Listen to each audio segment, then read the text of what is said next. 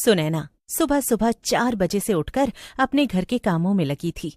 हाँ, पता नहीं कौन सी मनहूस खड़ी थी जो मैं इस ससुराल में आ गई।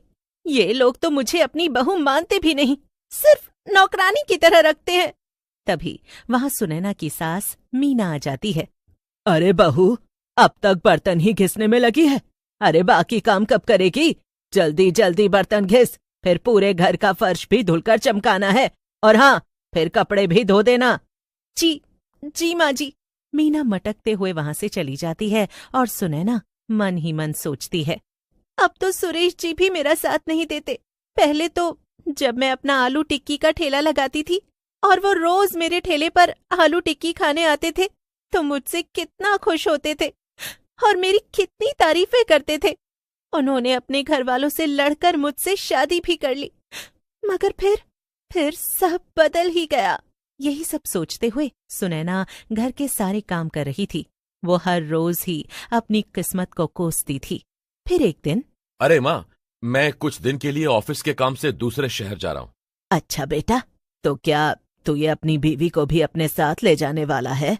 क्या बात कर रही हो माँ, इसकी वहां भला क्या जरूरत? अरे ये चली जाएगी तो यहाँ घर का झाड़ू पोछा कौन करेगा? और वैसे भी माँ, इसकी हालत देखो, इतना समय हो गया इसका वो ठेला बंद करवाए हुए और अपने अच्छे घर में लाए हुए, लेकिन देखो अब भी एकदम फटीचर गरीब जैसे दिखती है। इसे लेकर जाऊंगा तो कंपनी वालों के सामने मेरी बेइज्जती हो जाएगी। बात तो सच कही सुरेश, मगर ये सब गलती भी तो तेरी ही है। तुझे ही भूत सवार हुआ था ना एक आलू टिक्की बेचने वाली से शादी करने का। अब भुगत, और क्या। सुरेश चला जाता है और मीना बैठकर चाय पीने लगती है, मगर वहीं सब सुन लेती है और रोते हुए अपने कमरे में चली जाती है। जब इतनी ही दिक्कत थी तो मुझे सपने क्यों दिखाए, मुझसे शादी क्यों की? मुझे तो लगा था कि ये लोग मेरी जिंदगी बदल देंगे, मगर इससे ज्यादा खुश तो मैं आलू टिक्की बेचकर ही होती थी। कितना मजा आता था गरम गरम आलू टिक्की बनाने में, और जब लोग मेरी आलू टिक्की खाते थे तो कितने खुश होते थे। मुझे खूब पैसे भी मिल जाते थे। मैं अकेली थी मगर खुशी खुशी रह रही थी। यही सब सोचते हुए सुनैना को एक आइडिया आता है। हाँ, ये कुछ दिनों के लिए शहर से बाहर जा रहे हैं और मेरी झोपड़ी में अब भी मेरा आलू टिक्की का ठेला रखा है। क्यों ना मैं रात में सबके सोने के बाद फिर से आलू टिक्की बेचना शुरू करूं? इससे मुझे कुछ तो बेहतर लगेगा ही। ये सब घर के काम करते करते तो मैं थक ही गई हूँ। हाँ, यही सही रहेगा। बस घर में किसी को पता नहीं चलना चाहिए, वरना ये सब मेरी जान ही ले लेंगे। अब तो सुनैना ने फैसला कर लिया था कि वो रात में अपने सास ससुर के सोने के बाद आलू टिक्की बेचना शुरू करेगी, और वो ऐसा ही करती है। जैसे ही रात में सब सो जाते हैं, वो चुपके से घर से निकलती है और अपनी पुरानी झोपड़ी पर पहुंच जाती है। हाँ, मेरी प्यारी झोपड़ी, मैंने तुझे कितना याद किया, और मेरे प्यारे आलू टिक्की के ठेले, तुम्हें तो और ज्यादा। चलो अब काम पर लगती हूँ। सुनैना को फिर से अपने ठेले पर गरम गरम आलू की टिक्की बनाने में बड़ा मजा आ रहा था, मगर उसे डर था कि कहीं आधी रात होने की वजह से कोई उसकी टिक्की खाने नहीं आया तो ये सब बेकार चला जाएगा। तो कुछ लोग सामने से आ जाते हैं। अरे वाह, क्या चाट की खुशबू आ रही है, जरा 3 प्लेट लगा देना दीदी। जी अभी लगाती हूँ। इतनी जल्दी कस्टमर भी आ गए। जरूर भगवान की भी यही इच्छा थी कि मैं फिर से आलू टिक्की बेचूं। थोड़ी ही देर में सुनैना तीनों को आलू टिक्की खिला देती है और वो लोग पैसे देकर चले जाते हैं। वाह वाह, कितना ज्यादा अच्छा लग रहा है इतने दिनों बाद आलू टिक्की बेचना। ऐसा लग रहा है वो घटिया ससुराल छोड़कर आ जाऊं और बस यही करूं। लेकिन नहीं, वहां मेरे पति हैं, और चाहे वो कैसे भी हो, मैं जानती हूं कि वो मुझसे अभी भी बहुत प्यार करते हैं। लेकिन तभी सुनैना के ठेले पर एक आदमी और एक औरत आ जाते हैं, और उन्हें देखकर सुनैना की आंखें फटी की फटी रह जाती हैं, क्योंकि ये कोई और नहीं बल्कि उसका पति सुरेश ही किसी दूसरी औरत के साथ। ओ मैडम, जल्दी से 2 प्लेट आलू टिक्की लगा दो। सुनैना ने मुंह पर कपड़ा बांध रखा था, इसीलिए सुरेश उसे पहचान नहीं पाता। जी अभी देती हूँ।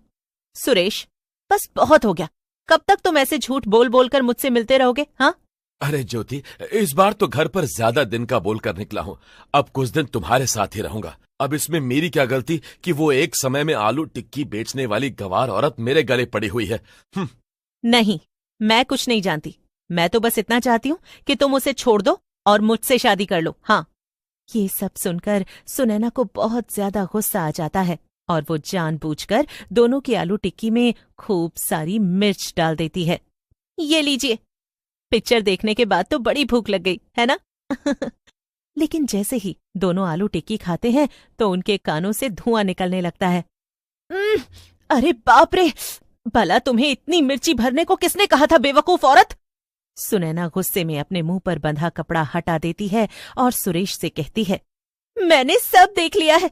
आपने मुझे धोखा दिया है। तुम यहाँ आधी रात में आलू टिक्की बेच रही हो? वाह, मतलब तुम अपनी इन चिंदी हरकतों से बाज नहीं आने वाली ना। तुमने मेरे घर वालों से छिपकर फिर से आलू टिक्की बेचना शुरू कर दिया। हमारे परिवार की क्या इज्जत रह जाएगी अब? वाह वाह, खुद तो दूसरी औरत के साथ मिलकर मुझे धोखा दे रहे हैं और परिवार की इज्जत मेरी वजह से जाएगी। मैं अभी सबको जाकर बताती हूँ।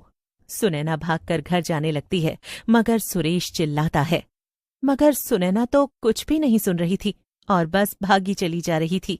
तभी अचानक से एक गाड़ी आ जाती है और सुनैना को टक्कर मार देती है, जिससे वो तुरंत मर जाती है।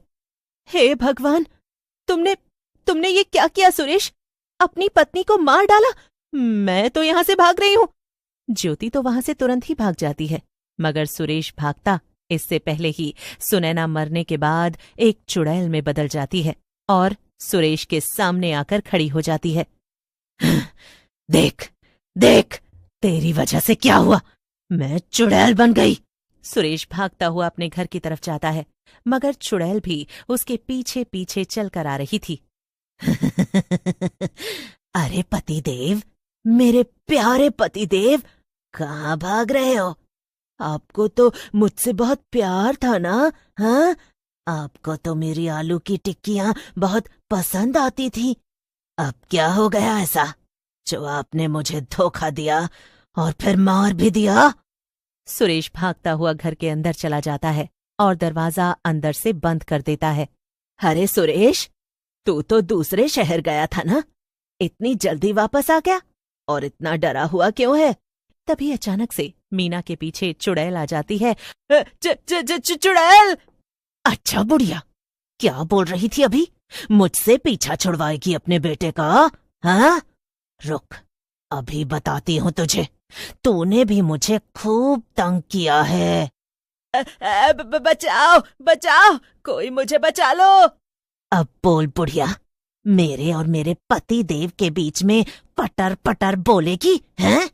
नहीं, कभी नहीं बोलूंगी। तुम कहो तो मैं अपने मुंह पर टेप भी लगा लूंगी। हाँ, चल चल, ज्यादा जुबान मत चला, वरना अभी तेरी जुबान खींच लूंगी, समझी बुढ़िया?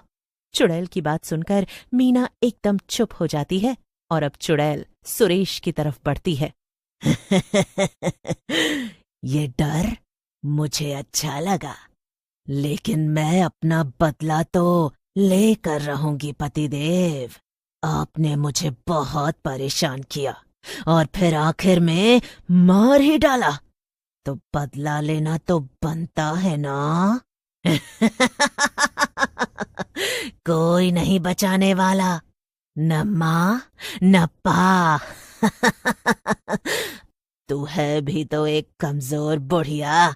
तू सिर्फ दूसरों को परेशान कर सकती है, उनकी मदद नहीं कर सकती। खैर, अब मुझे तुम लोगों से कोई लेना देना नहीं। मैं आजाद हूं। मैं चली अपना आलू टिक्की का ठेला चलाने। सब कुछ छोड़कर चुड़ैल अपने ठेले के पास आ जाती है और फिर से आलू टिक्की बेचना शुरू कर देती है। पूरे शहर में ये बात फैल जाती है कि एक चुड़ैल बहुत ही स्वादिष्ट आलू टिक्की बेचती है और फिर सब लोग सिर्फ उसी की टिक्की खाने जाने लगते हैं।